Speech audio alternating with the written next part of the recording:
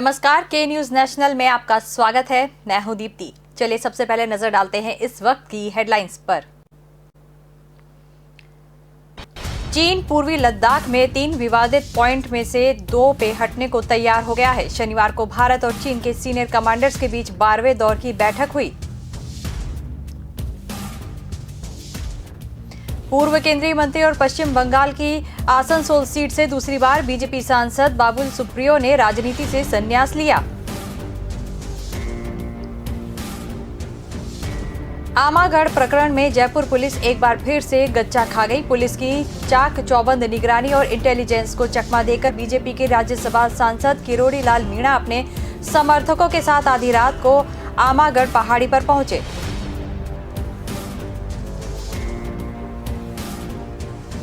Police प्रशासन ने जयपुर आमागढ़ किले और मंदिर में प्रवेश पर रोक लगा दी। बड़ी संख्या में पुलिस के जवानों ने शनिवार को पैदल मार्च किया।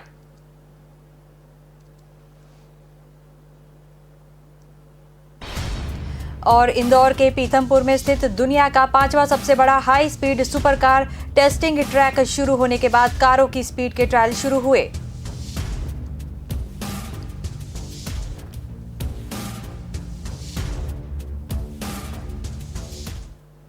और अब खबरें विस्तार से। पिछले करीब 1 साल से जारी भारत और चीन के बीच LAC पर जारी तनाव के बीच एक पॉजिटिव जानकारी सामने आई है। चीन पूर्वी लद्दाख में 3 विवादित पॉइंट में से 2 से हटने को तैयार हो गया है। शनिवार को भारत और चीन के सीनियर कमांडर्स के बीच 12वें दौर की बैठक हुई। इसमें भारतीय सेना के कमांडर्स ने 3 विवादित पॉइंट्स हॉट स्प्रिंग, गोगरा और डेपसोंग में चीन की मौजूदगी पर सख्त आपत्ति जताई। बातचीत करीब 12 घंटे तक चली। इसमें चीन की सेना ने हॉट स्प्रिंग और गोगरा पॉइंट से पीछे हटने पर सहमति जताई। इन दोनों इलाकों को पेट्रोल पॉइंट 15 और पेट्रोल पॉइंट 17 अल्फा के नाम से जाना जाता है। सेना के जुड़े सूत्रों के मुताबिक बैठक में इन दोनों इलाकों से चीनी सेना के पीछे हटने का एक्शन प्लान भी तैयार किया है। हालांकि डेपसांग के विवादित क्षेत्र पर कोई सहमति नहीं बन पाई। बातचीत सुबह 10 बजे से चीन के मोल्दो इलाके में बनी चौकी पर शुरू हुई। बैठक में 14 कोर के commander, lieutenant general PG Menon और विदेश मंत्रालय में अतिरिक्त सचिव नवीन श्रीवास्तव शामिल थे। भारत की तरफ से एजेंडा साफ था कि चीन को आमने सामने की तैनाती वाले इलाकों में पीछे हटना ही होगा। चीन डेपसांग से पीछे हटने को तैयार नहीं है। यहां भारतीय सेना की गश्त पेट्रोल पॉइंट 10, 11, 11 अल्फा, PP-12 और PP-13 पर रोकी जा रही है। यह इलाका भारत की सबसे ऊंची हवाई पट्टी दौलत बेग ओल्डी और काराकोरम रेंज से महज 30 किलोमीटर दूर है। चीन अड़ा रहा तो भारतीय सेना कैलाश रेंज में जवानों की तैनाती कर सकती है। हमारे सैनिक इसका अभ्यास कर चुके हैं। इन ठिकानों से चीन का वेस्टर्न हाईवे बहुत दूर नहीं होगा।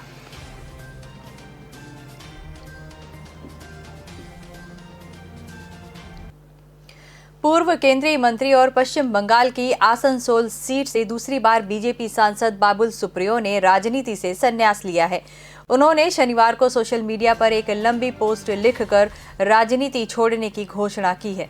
उन्होंने कहा कि मैं 1 महीने के अंदर सांसद के पद से इस्तीफा देकर मुझे मिला सरकारी घर भी खाली कर दूंगा। इस फैसले के बारे में पूछे जाने पर बाबुल ने कहा कि मेरे पास वाकई कहने के लिए कुछ नहीं है।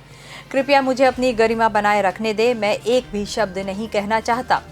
मैं जो कहना चाहता था मैंने लिख दिया है। बाबुल ने अपनी पोस्ट में लिखा कि मैं किसी दूसरी पार्टी में नहीं जा रहा हूं। हमेशा से बीजेपी का सदस्य रहा हूं और रहूंगा। लेकिन कुछ देर बाद ही उन्होंने अपनी पोस्ट एडिट की और उससे हमेशा बीजेपी में रहने वाली लाइन हटा दी। पिछले कुछ दिनों से उनके राजनीति से संन्यास लेने के कयास लगा जा रहे थे। वे सोशल मीडिया पर लगातार पोस्ट लिखिए इशारा कर रहे थे।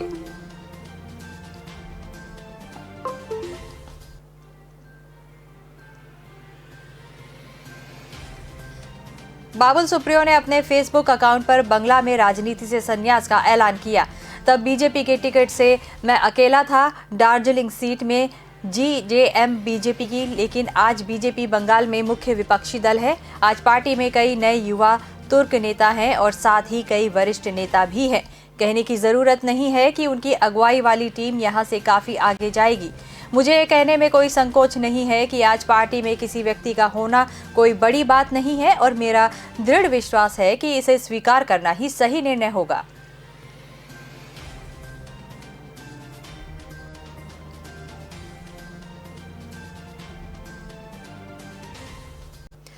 आमागढ़ प्रकरण में जयपुर पुलिस एक बार फिर से गच्चा खा गई। पुलिस की चाक चौबंद निगरानी और इंटेलिजेंस को चकमा देकर बीजेपी के राज्यसभा सांसद किरोड़ी लाल मीणा अपने समर्थकों के साथ आधी रात को आमागढ़ पहाड़ी पर पहुंचे। वहां मीणा समाज का झंडा फहरा दिया। रविवार तड़के डॉक्टर किरोड़ी लाल मीणा के आमागढ़ पहुंचने की खबर पता चली, तब आनन फानन में ईस्ट जिले के एसीपी नीलकमल मीणा और अन्य अफसर जाप्ता लेकर पहाड़ी पर पहुंचे। वहां समझाइश कर डॉक्टर किरोड़ी लाल मीणा को आमागढ़ से नीचे लेकर आए। इसके बाद उनको गिरफ्तार कर पुलिस विद्याधर नगर थाने ले गई। मामले में शनिवार को ही डॉक्टर किरोड़ी लाल मीणा का भी शनिवार को बयान आया था कि वे रविवार को हर हाल में आमागढ़ किले पर पहुंचकर पूजा अर्चना करेंगे। वे समाज के लिए गोली और लाठी खाने को तैयार हैं। आमागढ़ पर मीणा समाज की पताका भी फहराई जाएगी। किरोड़ी लाल के बयान के बाद पुलिस ने निगरानी और ज्यादा बढ़ा दी है। पुलिस बल तैनात कर दिया, फ्लैग मार्च भी निकाला। किरोड़ी लाल मीणा अपने समर्थकों के साथ मीणा समाज के झंडे लेकर आधी रात को ही दूसरे रास्ते से आमागढ़ किले पर चढ़ गए। वहां रविवार तड़के सूर्योदय के साथ ही किले पर झंडा लहरा दिया।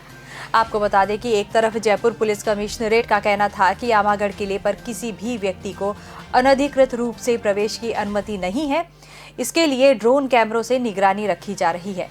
पूरे क्षेत्र में वज्र, अग्निवर्षा, क्यूआरटी, एसटीएफ फोर्स तैनात रहेंगे। जो व्यक्ति कानून को तोड़कर आमागढ़ में प्रवेश की कोशिश करेगा, उसके इस पूरे मामले के बाद गंगापुर सिटी से कांग्रेस समर्थित निर्दलीय विधायक रामकेश मीणा के तेवर ठंडे पड़ते नजर आए। विधायक रामकेश मीणा ने कहा कि किरोड़ी लाल के झंडा फहराने से उनको कोई आपत्ति नहीं है। विधायक रामकेश ने कहा कि हमने कहा था कि आमागढ़ में हिंदू संगठनों ने भगवा झंडा फहराने का ऐलान किया है। अगर दोबारा भगवा फहराया जाता है तो हम विरोध करेंगे। अब रामकेश का कहना है कि किरोड़ी लाल ने मीणा समाज का झंडा फहराया है, वह स्थान भी मीणा समाज का है। रामकेश ने चेतावनी देते हुए कहा कि सांसद किरोड़ी लाल को जल्द ही रिहा नहीं किया तो वे आज पुलिस के खिलाफ आंदोलन करेंगे।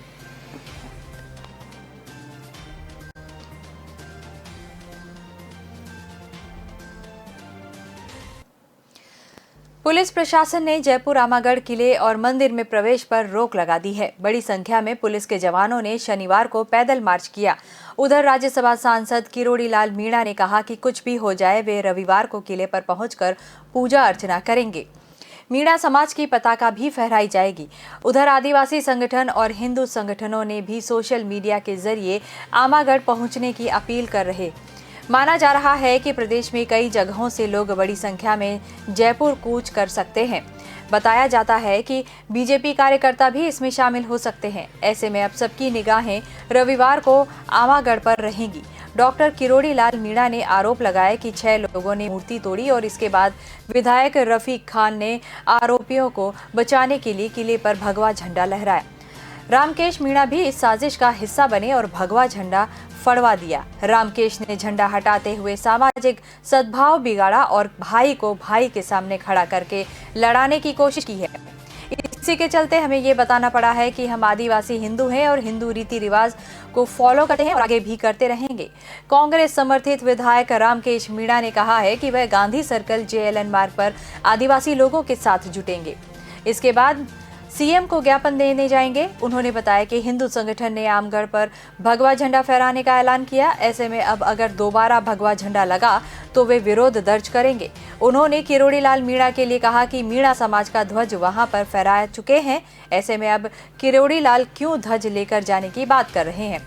आदिवासियों के लिए गलत शब्द का उपयोग करने वाले लोगों के खिलाफ मोर्चा खोलने की बजाय आखिरकार क्यों मेरी गिरफ्तारी की मांग कर रहे हैं।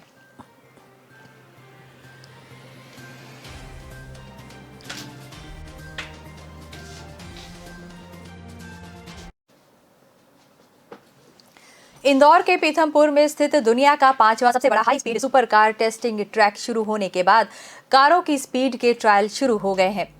पिछले दिनों ट्रैक पर हाल में भारत में लॉन्च हुई 2.63 करोड़ की मर्सिडीज AMG GT कार को हाई स्पीड में दौड़ाया गया। इस कार ने पहले 3.89 सेकंड में ही 100 किलोमीटर प्रति घंटे की स्पीड पकड़ी और अगले 10.99 सेकंड में 200 किलोमीटर प्रति घंटे की रफ्तार हासिल की।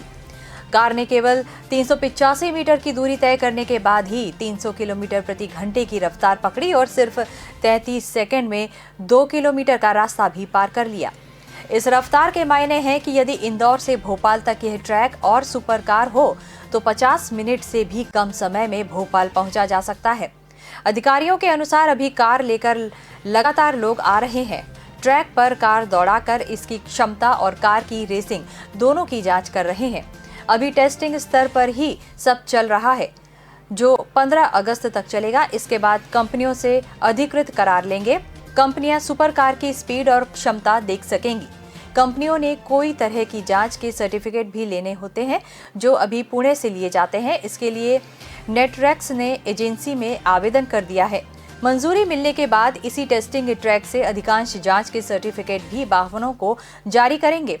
ट्रैक ऑपरेशन के असिस्टेंट मैनेजर सागर बेंद्रे ने बताया कि कई बड़ी कंपनियों से इस ट्रैक को लेकर बात चल रही है। उन्होंने यहां जांच के लिए मंशा जताई है। यह भारत और एशिया का सबसे बड़ा और दुनिया का 5वां सबसे बड़ा ट्रैक है। यह 11.30 किलोमीटर लंबा है। यहाँ औसतन स्पीड 250 किलोमीटर की है। ये ट्रैक 512 करोड़ की लागत से बना है।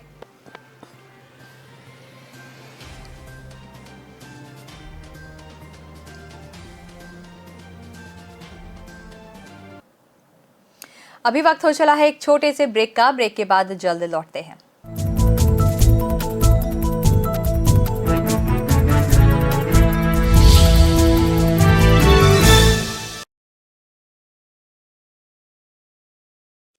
न ऐश का न द्वेष का, यह दंगल है देश का। सुलगती समस्याओं के जुलसते सवालों का होगा दंगल देश का। प्रशासन के प्रश्नों को लेकर होगा दंगल देश का। शिक्षा, स्वास्थ्य, समाज, कानून और व्यवस्था के आज क्या है हालात। सोमवार से शुक्रवार रोज रात 8 बजे जलपा क्षत्रिय के साथ दंगल देश का।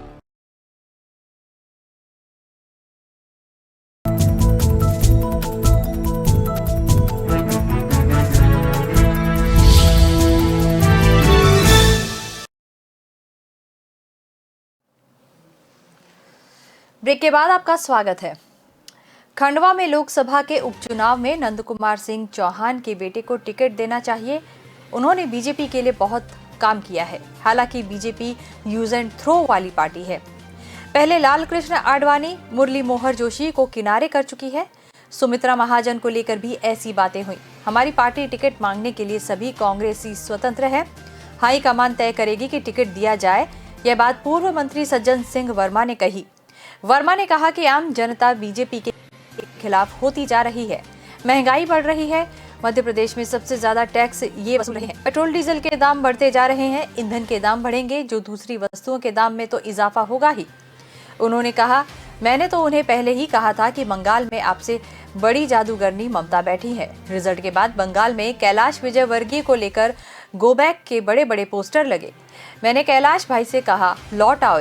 वर्मा ने कहा कि हमारी सरकार जब थी तो शिवराज सिंह चौहान किसानों को कहते थे कि चिंता मत करो, हमारी सरकार आएगी तो डबल दाम दिलवाऊंगा। बिजली बिल को लेकर कहते थे कि घबराना मत, 100 रुपए से ज्यादा बिल आए तो मुझे कॉल करना, मैं आऊंगा। अब इनके राज में हजारों के बिल आ रहे हैं। कमलनाथ ने तो 100 रुपए में 100 यूनिट बिजली दी। ट्रांसफर उद्योग हम नहीं, ये लोग चला रहे हैं। वर्मा ने सांसद शंकर लालवानी पर भी तंज कसा। उन्होंने कहा कि हमारे सांसद डाकिया मात्र हैं।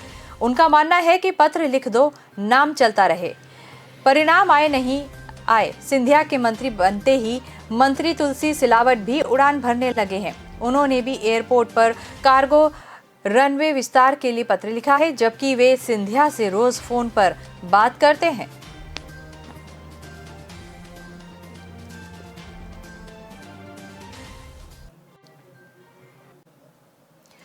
मध्य प्रदेश में कोरोना के लगातार बढ़ रहे नए मामलों ने एक बार फिर चिंता बढ़ा दी है। प्रदेश में 8 दिन में 24 से 31 जुलाई तक 96 नए मामले आए हैं। संक्रमण की जद में आने वाले जिलों की संख्या 8 दिन में 4 से बढ़कर 8 तक पहुंच गई है। इस बीच सागर, पन्ना, छतरपुर, डिंडौरी, बालाघाट, खरगोन, सिवनी जैसे जिलों में भी नए संक्रमित मिले हैं। जानकारों का कहना है कि संक्रमितों का आंकड़ा भले ही कम हो, लेकिन लोगों की लापरवाही से रफ्तार तेजी से बढ़ सकती है। पिछले 8 दिनों में इंदौर में 25 और भोपाल में 20 संक्रमित मिले हैं। 24 जुलाई को प्रदेश के 52 जिलों में 4 प्रमुख शहर भोपाल, इंदौर, ग्वालियर और जबलपुर में ही संक्रमित मिले थे। 25 जुलाई को इनके अलावा सागर, बड़वानी जिले में भी नए केस मिले। वहीं 26 जुलाई को ग्वालियर में कोई संक्रमित नहीं मिला, लेकिन डिंडौरी में एक मामला सामने आया। 27 जुलाई को ग्वालियर में कोई नया केस नहीं मिला, लेकिन रतलाम, सिवनी, खरगोन में एक मामले सामने आए। 28 जुलाई को 4 बड़े शहरों के अलावा रायसेन, सागर, बालाघाट में नए मरीज मिले। 29 जुलाई को ग्वालियर में केस नहीं मिला, लेकिन उज्जैन, पन्ना, सागर, रायसेन में संक्रमित मिले। 30 जुलाई को भोपाल, इंदौर, ग्वालियर, जबलपुर के साथ साथ छतरपुर और उज्जैन में संक्रमित मिले। 31 जुलाई को ग्वालियर में मामला सामने नहीं आया, लेकिन छोटे जिले दमोह, सागर, टीकमगढ़, बड़वानी और रायसेन में भी केस सामने आए। स्वास्थ्य विभाग के उप सचिव बसंत कुर्रे ने बताया कि कोरोना के नए मामले टेस्टिंग के चलते सामने आ रहे हैं। प्रदेश में प्रतिदिन 70 से 75 हजार टेस्टिंग हो रही है। उन्होंने कहा कि कोरोना अभी हमारे बीच से गया नहीं है। सरकार लगातार टेस्टिंग कर रही है, इसीलिए नए 1-2 मामले सामने आ रहे हैं। इससे संक्रमितों को पहचान कर उनको आइसोलेट किया जा रहा है। उन्होंने कहा कि तीसरी लहर की आशंका है। दूसरे देशों में भी केस बढ़ने के मामले सामने आ रहे हैं। संक्रमण रोकने के लिए जनता प्रोटोकॉल का पालन करे। सरकार अपने स्तर पर भी लोगों को डिस्टेंसिंग, मास्क पहनना और हाथ धोना समेत जरूरी सावधानियों के लिए जागरूक कर रही है। हमीदिया अस्पताल के अधीक्षक डॉक्टर लोकेंद्र दवे का कहना है कि वायरस के म्यूटेंट होने से नई लहर आती है। वायरस के नए वेरिएंट के साथ यदि हम फिर दूसरी लहर के पहले जैसे ही लापरवाही करेंगे तो तीसरी लहर आ सकती है। इसे रोकने के लिए प्रोटोकॉल का पालन जरूरी है। साथ ही लोग वैक्सीन लगवाएं और दूसरों को भी प्रेरित करें।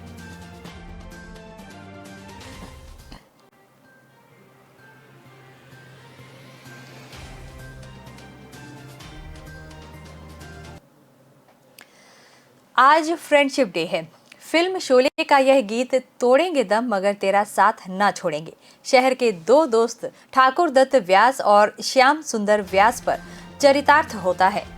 3 साल पहले एक दोस्त का निधन हो गया था, लेकिन दोनों की दोस्ती 73 साल से आज भी कायम है। दोनों के परिवार की 3 पीढ़ियां 50 साल से एक ही घर में एक साथ रह रही हैं।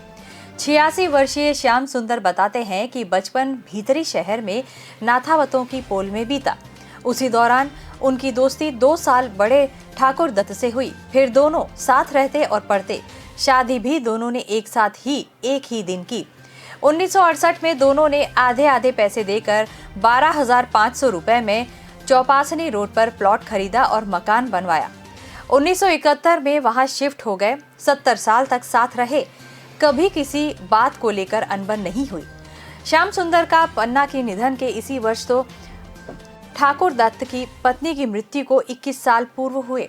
श्याम सुंदर वेटनरी विभाग में थे तो ठाकुर दास सर्वे विभाग में। दोनों ने सरकारी नौकरी छोड़कर 1952 में एग्रीकल्चर इक्विपमेंट का, 1954 में HMV रिकॉर्ड का बिजनेस और रेफ्रिजरेटर की एजेंसी शुरू की। दोनों स्कूटर पर साथ साथ आते जाते, एक जैसे कपड़े पहनते, सभी काम साथ साथ करते। लोग इन्हें लक्ष्मीकांत प्यारेलाल, शंकर लाल जयकिशन की जोड़ी का नाम देने लगे। दोनों स्वर सुधा संस्था भी लाए। वे इसके फाउंडर थे। एक कैश संभालता तो दूसरा बैंक। बिजनेस में भी दोनों ने पूरा विश्वास था। ठाकुर दत्त ने अपने जीवन में कभी किसी चेक पर साइन नहीं किया। वे कैश संभालते थे, वहीं श्याम सुंदर बैंक अकाउंट संबंधी मामले देखते थे। इस बारे में दोनों एक दूसरे से कभी पूछते भी नहीं थे। ठाकुर दत्त दोनों के परिवारों को साथ लेकर चलते थे। हर बार दोस्त को ही आगे रखते थे। दोनों दोस्तों की पत्नियां भी बहनों जैसे रहती। साड़ियां भी एक सरीखी खरीदती। ठाकुर दत्त के 2 बेटे और श्याम सुंदर के 2 बेटे और 1 बेटी। दोनों दंपति एक दूसरे के बच्चों के साथ अधिक समय बिताते।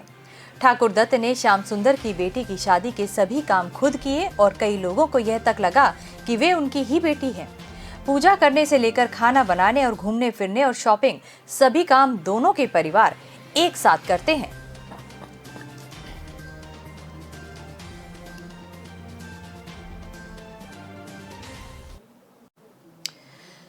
शहर के 12वीं रोड जलजोग चौराहा के बीच दिन दहाड़े लूट हो गई। बाइक सवार 2 युवक अन्य बाइक पर जा रहे 2 युवकों से 3 लाख रुपए से भरी थैली छीनकर ले गए। बदमाशों का पीछा भी किया लेकिन वे हाथ नहीं आए। ये रुपए युवक को उसके पिता ने शादी के लिए निकालने के लिए कहा था। पुलिस अब घटना में मार्ग में सीसीटीवी फुटेज से पता लगाने का प्रयास कर रही है। प्रकरण में गहनता से जांच की जा रही है। लुटेरों की बाइक की गाड़ी नंबर भी जांचे जा रहे हैं। शास्त्री नगर थाने के एएसआई ओम प्रकाश ने बताया कि घटना में न्यू लोको कॉलोनी रातानाडा निवासी मोहम्मद समीर खान पुत्र हुंदू खान की तरफ से रिपोर्ट दी गई। इसमें बताया कि घर में उसकी शादी होने वाली है। उसके पिता हुंदू खान का एक बैंक खाता 12वीं रोड पर एसबीआई में था। शुक्रवार को उसके पिता ने सेल्फ चेक देकर बैंक से 3 लाख रुपए निकालने के लिए भेजे। वह बाइक लेकर अपने मौसेरे भाई मोहम्मद साहिल के साथ गया। दोपहर में वह बैंक से रुपए लेकर निकला और एक थैली में रुपए डाले। बाइक के बीच में थैली पड़ी थी और मौसेरा भाई साहिल पीछे था। जब वह 12वीं रोड से निकला और जलजोग जाने वाले रोड पर 50 से 60 मीटर की दूरी तक पहुंचा, तब पीछे से एक पल्सर बाइक पर 2 युवक आए और उसकी बाइक को टक्कर मारी। फिर गाड़ी के बीच में रखी थैली को छीनकर ले गए। रिपोर्ट के अनुसार दोनों पल्सर बाइक सवार बदमाशों का पीछा करते हुए दल्ले खां चक्की तक गए, लेकिन बदमाश बाद में ओझल हो गए। एएसआई ओम प्रकाश ने बताया कि घटना में लूट का प्रकरण दर्ज किया गया है। मार्ग पर लगे सीसीटीवी फुटेजों को देखा जा रहा है। मामले में गहनता से पड़ताल की जा रही है।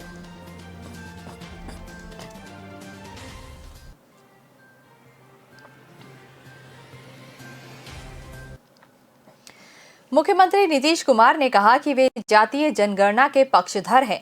हमारी पार्टी ने शुरू से इसका समर्थन किया है। हमारा मानना है कि इससे कई तरह की सुविधाएं होंगी।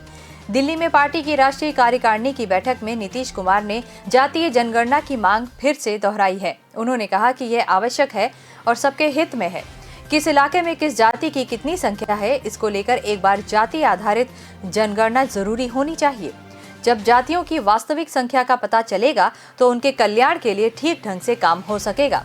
मुख्यमंत्री ने कहा कि जाति आधारित जनगणना कराने को लेकर फरवरी 2019 और 20 में बिहार विधानसभा में सर्वसम्मति से प्रस्ताव पारित कर केंद्र सरकार को भेजा गया था। वर्ष 1990 से ही हम लोग इसको लेकर विचार व्यक्त कर रहे हैं। हमारा स्पष्ट मानना है कि जाति आधारित जनगणना होनी चाहिए। इसको लेकर पहले भी हम कई बार अपनी बातों को रख चुके हैं। जाति जनगणना 2010 के बाद कराई गई थी। 2013 में उसकी रिपोर्ट आई, लेकिन उसे प्रकाशित नहीं किया गया। सीएम ने जनसंख्या नियंत्रण कानून को लेकर चल रही बहस के बीच कहा कि हमने तो साक्षरता के बूते इसे नियंत्रित करने की कोशिश की और सफल रहे। यही इसका बेहतर रास्ता है। महिलाओं को साक्षर करने और उन्हें रोजगार से जोड़ने का हमने प्रयास किया और इसके कारण हमें अच्छी सफलता मिली। उच्च शिक्षा प्राप्त महिलाओं का प्रजनन दर कम है, इसीलिए हमने शिक्षा पर फोकस किया। महिला सशक्तिकरण से हम इसका समाधान पा सकते हैं। मुख्यमंत्री ने पार्टी अध्यक्ष से संगठन को अन्य राज्यों में विस्तार देने का अनुरोध किया और कहा कि पार्टी और ताकतवर बने, इसके लिए गंभीरता से प्रयास करना होगा। इसके पहले बैठक को आरसीपी सिंह, केसी त्यागी व वशिष्ठ नारायण सिंह ने भी संबोधित किया। इस अवसर पर राज्यसभा के उप सभापति हरिवंश, संसदीय बोर्ड के अध्यक्ष उपेंद्र कुशवाहा, शिक्षा मंत्री विजय चौधरी, जल संसाधन मंत्री संजय झा, भवन निर्माण मंत्री अशोक चौधरी, सभी सांसद मौजूद थे। उधर वीआईपी ने मुख्यमंत्री नीतीश कुमार से जातीय जनगणना करवाने की मांग की। पार्टी के राष्ट्रीय प्रवक्ता देव ज्योति ने बताया कि देश में करीब 9 दशक पहले जातीय जनगणना करवाई गई थी।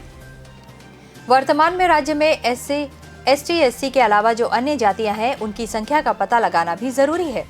जाति जनगणना का मुद्दा सिर्फ चुनाव में अपनी अपनी जातियों को लुभाना नहीं है। इससे विकास की नीति बनाने में मदद मिलेगी।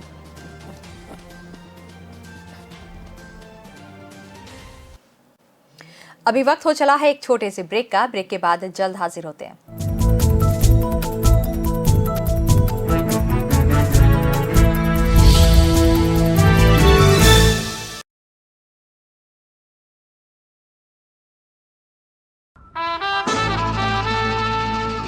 के रेडियो माहिती, मनोरंजन और मस्ती का ट्रायो।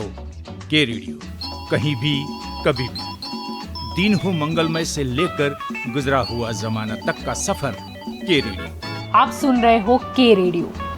जल्द शुरू हो रहा है के न्यूज की सुरीली भेंट। के रेडियो आप सुन रहे हो के रेडियो, कहीं भी कभी भी। आप हमें डाउनलोड कर सकते हैं, लाइक कीजिए, कमेंट कीजिए, सब्सक्राइब कीजिए और सुनिए के रेडियो। कहीं भी कभी भी।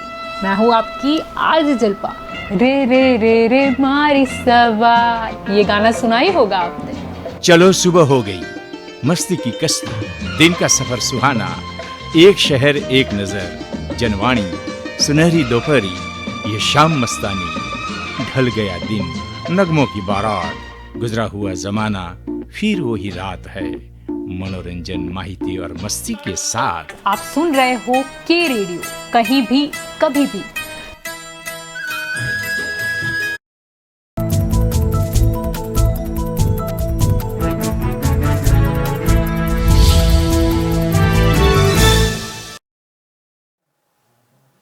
ब्रेक के बाद आपका स्वागत है। जेडीयू में नए अध्यक्ष की घोषणा के साथ ही बिहार में विपक्ष ने पलटवार किया है। आरजेडी की प्रवक्ता रितु जायसवाल ने कहा कि मुख्यमंत्री नीतीश कुमार और आरसीपी जैसे पहले दूसरे नंबर के नेता जब अध्यक्ष रहे तब पार्टी तीसरे नंबर पर चली गई। अब तीसरी कतार के नेता को अध्यक्ष बनाया है तो पार्टी का क्या हाल होगा। अध्यक्ष बदलने से जेडीयू का कोई भला नहीं होगा, कहीं जेडीयू खत्म ही ना हो जाए। कांग्रेस के मीडिया विभाग के चेयरमैन राजेश राठौड़ ने कहा कि जेडीयू में चल रही गुटबाजी और अंतर्कलह को लेकर ललन सिंह को अध्यक्ष बनाया गया है।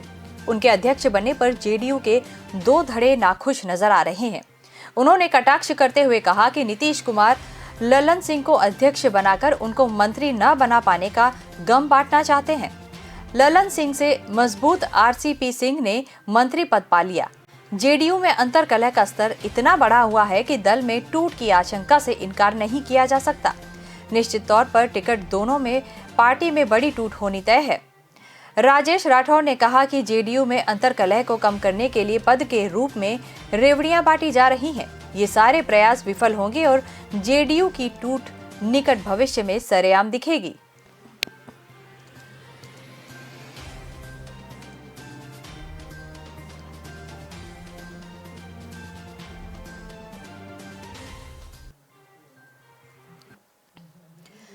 मध्य प्रदेश में समय से 7 दिन पहले जोरदार दस्तक देने वाले मॉनसून का आधा सीजन बीत चुका है। कभी झमाझम तो कभी ब्रेक लेने के कारण इंदौर, धार, खरगोन और बड़वानी रेड जोन में आ गए हैं। वहां सूखे जैसे हालात बन गए हैं। मालवा के दूसरे जिलों में झमाझम बारिश हो रही है। निमाड़ के इलाके के रेड जोन में आ चुके हैं। भोपाल, चंबल, बुंदेलखंड और महाकौशल की बात की जाए तो यहाँ बारिश का मिला जुला असर देखने को मिला है। जून में पिछड़ने वाले चंबल में मानसून ने रफ्तार पकड़ी है। अब यहाँ पानी सामान्य कोटे से ज्यादा हो चुका है, लेकिन बुंदेलखंड में स्थिति अभी चिंताजनक है। यहाँ औसत से काफी कम बारिश रिकॉर्ड की गई है। प्रदेश की बात की जाए तो 1 जून से लेकर 31 जुलाई तक 18 इंच बारिश हो चुकी है, जो सामान्य कोटे से 1 इंच ज्यादा है। मध्य प्रदेश में जून में करीब 7 इंच बारिश हुई थी, जबकि जुलाई में अब तक 12 इंच बारिश हो चुकी है। हालांकि सामान्य कोटे की बात की जाए तो जुलाई में कम बारिश होने के कारण यह सामान्य से सिर्फ 1 इंच ही ज्यादा है, जबकि जून में सामान्य से 2 इंच से ज्यादा पानी गिरा था। भोपाल में सामान्य से 2 इंच ज्यादा बारिश होने इस महीने करीब 10 दिन पानी गिरा है, जबकि औसतन 12 से 13 दिन बारिश होती है। इसके बाद भी इस मानसून सीजन में 2 इंच ज्यादा बारिश हुई। जुलाई तक सामान्य बारिश 18 इंच होती है, जबकि अब तक 20 इंच हो चुकी है। इसकी वजह जून में भोपाल में कोटे से 3 गुना ज्यादा पानी गिरना था। जून महीने में औसतन 5 इंच बारिश होती है, जबकि 11 इंच से ज्यादा पानी गिरा। इंदौर की हालत चिंताजनक है। जून में औसत 6 दिन से 2 गुने से ज्यादा 15 दिन पानी गिरा, लेकिन कोटे से 1 इंच बारिश कम हुई। इसका मुख्य कारण तेज बारिश नहीं होना रहा। यही हालत जुलाई में रही। सामान्य तौर पर 12 दिन की जगह 20 दिन बूंदाबांदी हुई, लेकिन यहाँ लोगों को राहत नहीं मिल सकी। अभी भी कोटे से करीब 1 इंच बारिश कम है। सामान्य तौर पर 10 इंच बारिश होना चाहिए, लेकिन सिर्फ 9 इंच पानी ही गिरा।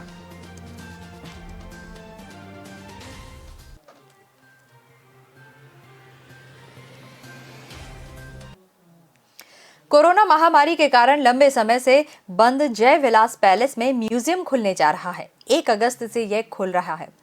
इसके पहले ही दिन जय विलास पैलेस में कार्निवल लगाया गया। जिसकी थीम ग्वालियर चंबल अंचल के स्वाद और कला पर होगी। सीधे शब्दों में कह सकते हैं कि जय विलास पैलेस में 1 अगस्त को स्वाद और कला का जादू बिखरेगा। जय विलास म्यूजियम की ट्रस्टी प्रियदर्शनी राजे सिंधिया जय विलास पैलेस में कार्निवल आयोजित कर रहे हैं। इस कार्निवल की थीम में ग्वालियर चंबल अंचल की विलुप्त होती कला और संस्कृति पर फोकस रहेगा, क्योंकि कोविड के चलते म्यूजियम आम लोगों के लिए बंद था, लेकिन अब रविवार को फिर से खुलने जा रहा है। ऐसे में इस दिन शहर वासियों को कुछ अनोखा अनुभव कराने के लिए 1 दिन का कार्निवल लगाया जा रहा है। इस कार्निवल में ग्वालियर चंबल अंचल की युवा प्रतिभाओं को अपनी कला के प्रदर्शन का मौका दिया जाएगा। जय विलास पैलेस में म्यूजियम परिसर में ही 30 से 35 काउंटर लगाए जाएंगे। 22 जुलाई को म्यूजियम की ट्रस्टी प्रियदर्शनी राजे सिंधिया और गायत्री सिंह और वसुंधरा राजे गायकवाड़ ने बताया कि इस कार्निवल में 30 से 35 काउंटर लगाए जाएंगे, जिनमें ग्वालियर चंबल संभाग की कला, संस्कृति और फूड पर फोकस होगा, जिन्हें आने वाले सैलानी खरीद कर लुत्फ भी उठा सकेंगे। साथ ही स्वादिष्ट खाने से लेकर बेकरी का सामान, आकर्षक वस्त्र, वर्कशॉप एवं संगीत का लुत्फ भी सैलानी उठा सकेंगे। इसी के साथ अम्मा की रसोई, एरिका एग्रोटेक, कवि पुष्प मिशन, ऑर्गेनिक प्लैनेट आदि नाम से स्टॉल लगाए जाएंगे। इसी के साथ टैटू कलाकार, हस्तशिल्प कला के स्टॉल का भी आनंद कार्निवल में आने वाले देशी और विदेशी सैलानी उठा सकेंगे।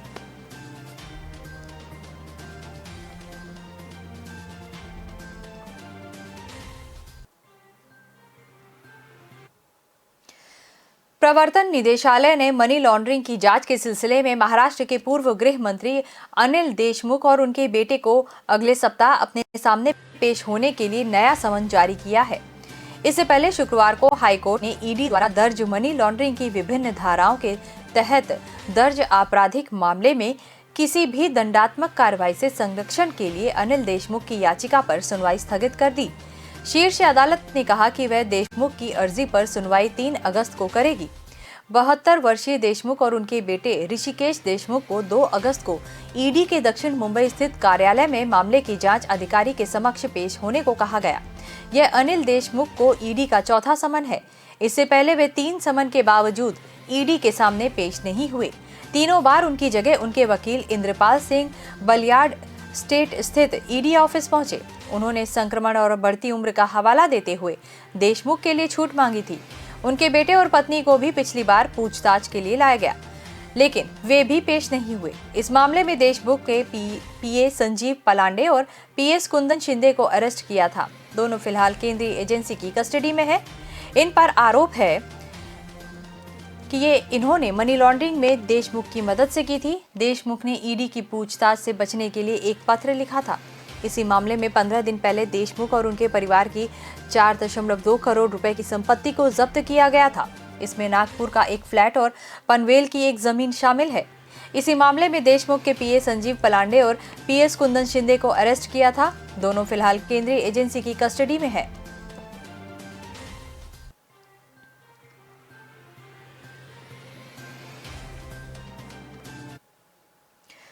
इंदौर के शराब माफिया के राजदार की आज सुबह संदिग्ध हालत में मौत हो गई।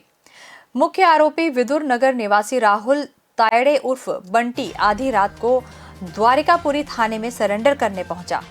सुबह उसकी अचानक मौत हो गई। पुलिस का दावा है कि आरोपी थाने के बाहर ही था और उसे उल्टियां होने लगी। वह बाहर से ही जहर खाकर आया था।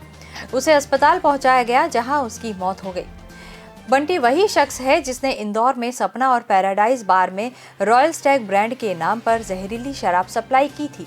मामले में फिलहाल मजिस्ट्रियल जांच के आदेश नहीं हुए हैं। पुलिस कस्टडी से बाहर मौत बता रही है। ऐसे में सीसीटीवी कैमरे और गिरफ्तारी से जुड़ी कार्रवाई की छानबीन प्रशासन कर सकता है। साथ ही ड्यूटी पर तैनात लोगों के बयान भी दर्ज किए जा सकते हैं। फिलहाल इस पर राहुल के परिवार वालों की कोई प्रतिक्रिया सामने नहीं आई है। दोनों बार में जो जहरीली शराब परोसी गई थी, उसमें राहुल का नाम सामने आया था। राहुल कई सालों से पप्पू खटीक नाम के शराब तस्कर के संपर्क में था। शहर में पप्पू खटीक शराब ब्लैक करने वाला एक बड़ा तस्कर है। पप्पू के खिलाफ इंदौर के अलग अलग थाना क्षेत्र में कई मामले दर्ज हैं। सूत्रों की माने तो राहुल के पिता का निधन 2 दिन पहले हुआ था। तीसरे के कार्यक्रम में दौरान हुए राहुल अपने पिता की अस्थियां लेकर ओंकारेश्वर के खेड़ी घाट गया था। उसी वक्त उसे सूचना मिली कि पुलिस ने जहरीली शराब को लेकर घर पर दबिश दी है और परिवार के कुछ लोगों को थाने लेकर गई है। इसके बाद राहुल ने मैसेज पहुंचाया कि परिवार के लोगों को छोड़ने के बाद ही वह थाने पहुंचेगा। शुक्रवार देर रात राहुल ने पहले महू नाके पर सल्फॉस खाया और उसके बाद थाने में जाकर पेश हो गया। थाने पहुंचने पर जब पुलिस कर्मियों को यह मालूम पड़ा कि राहुल की तबीयत खराब हो रही है, तब उसे अस्पताल में भर्ती कराया गया, लेकिन उसे बचाया नहीं जा सका।